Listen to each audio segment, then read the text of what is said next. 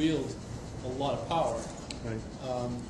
So, you know, how do you think about that as far as a lot of power in one person's hands, really, if it's managed in a certain way?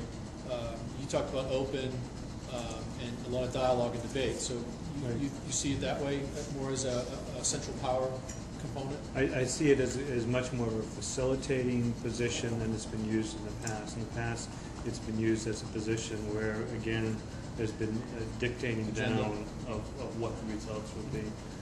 There's this assumption that if you're too young, or you're too old, or you're too marginal, that you don't have a right to participate in the central governance of the legislature. That's wrong.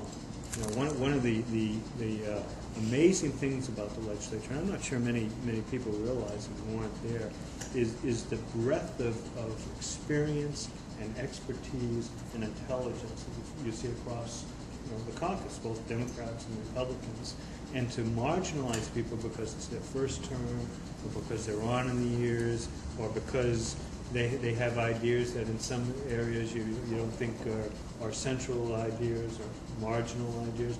To say to those people, you know, we're going to freeze you out, we're going to dictate what you do, is certainly not a way to use that talent, but it's not a way to effectively govern a body that's made up of volunteers. You know, $100 a year people. We're all volunteers, and in order for it to be effective, it has to be consensus building.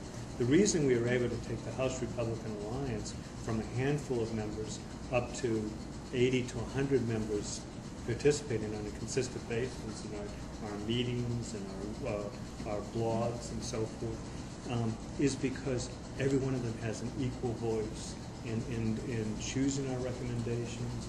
They can step forward and have a leadership role if they want. They can step back for a while and withdraw from the leadership role. It's very fluid. We need to replicate that in the legislature as a whole, and particularly in our caucus. We'll be a very strong caucus if we do that.